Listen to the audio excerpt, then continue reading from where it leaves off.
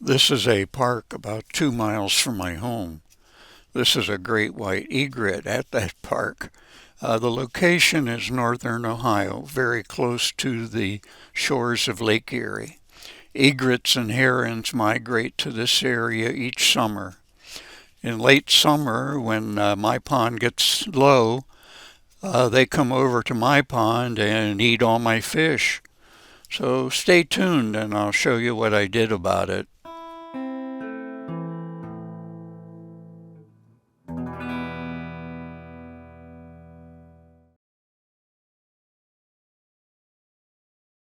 In late summer each year, the water in my pond goes down several feet and is then at a depth where wading birds can go almost anywhere in the pond and eat most of the fish. These footprints in the mud are evidence that they have been here.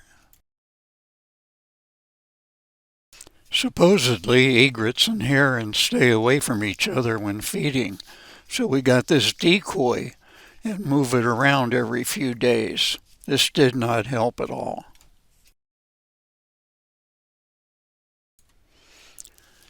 Here is the egret chaser that I built. It is based on the deer chaser that you commonly see in Japanese gardens. This one dumps approximately every 4 minutes.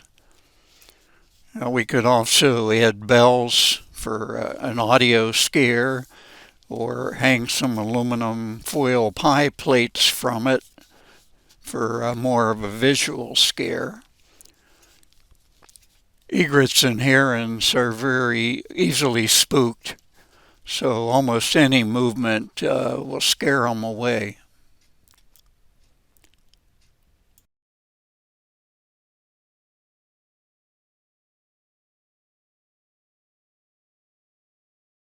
I already had a solar panel to run my water aeration system, with plenty of capacity to also power the water pump for the egret chaser. There's a video listed below that shows all this in much more detail.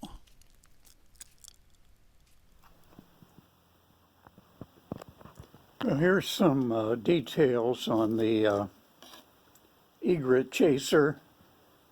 This is nominal 2-inch PVC pipe, and that's 32 inches long.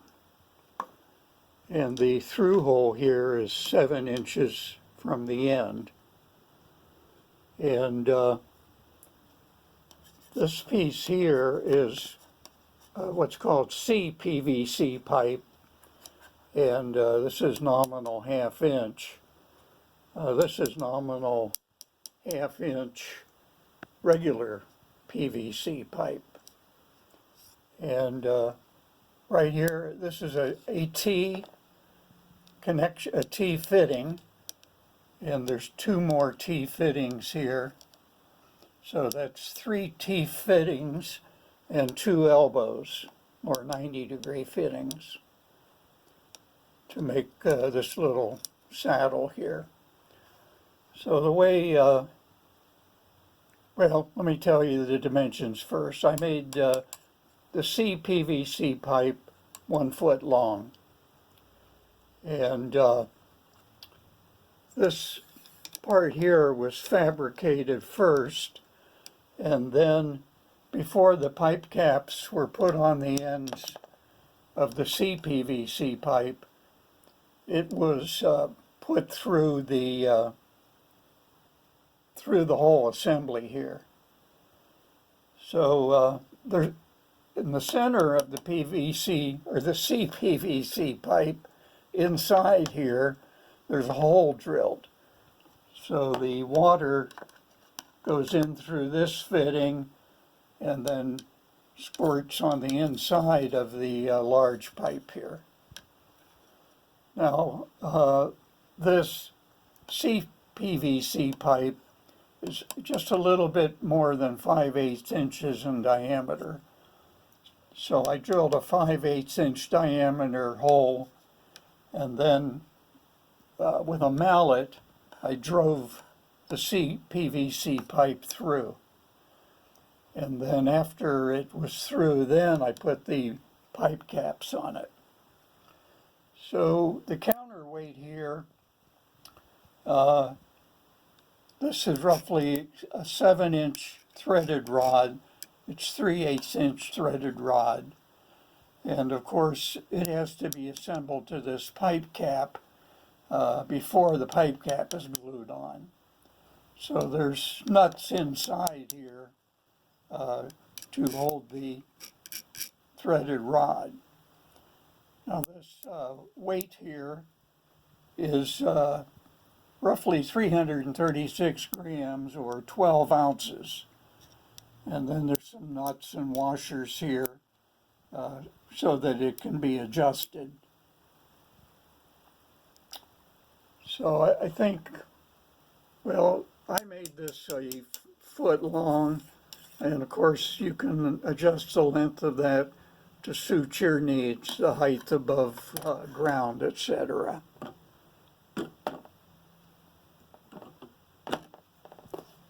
So water goes in here, fills up. When it fills up here enough to exceed the counterweight, it dumps.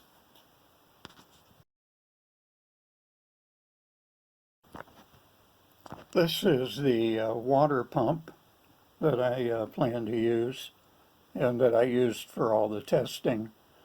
Now it comes with this brass fitting, so I adapted some hose here and to another fitting to get down to the 1/8 inch inside diameter tubing that'll run between the pond and the actual device here. So tubing will go from here to there, and this of course will be in the water. Now I plan to put it in this bucket, and I have a float here so that I can find the bucket and a bunch of wire to make it up to my solar cell that's going to power all this. So I think I'm pretty much set up for the installation phase, and we'll see how that goes. Chaser assembly, and this will fit in here like so, and then I will tape this to keep the whole assembly from turning on the stake. It tends to want to turn if the stake's not exactly vertical.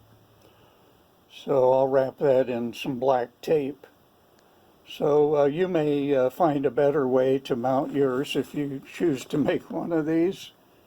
And but that's my plan at this point. And I got that rebar at Menards. They sell it in various diameters and lengths. I found that on some days, cloudy or rainy days, the pump would not start up reliably. The pump is a brushless DC design, which means it has some electronic circuitry within it. It must require a fairly rapid rise of voltage to start up properly. So I came up with this circuit.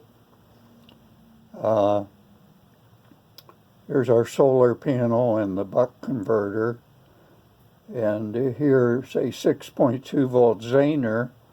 So the output of the buck converter has to be above 6.2 plus a little bit more to turn on this first transistor.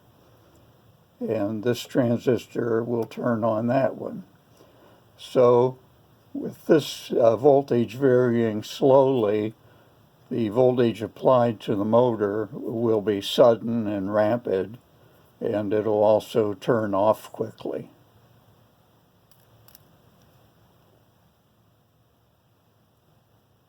And since I added this circuit to the control box, the unit has been starting reliably.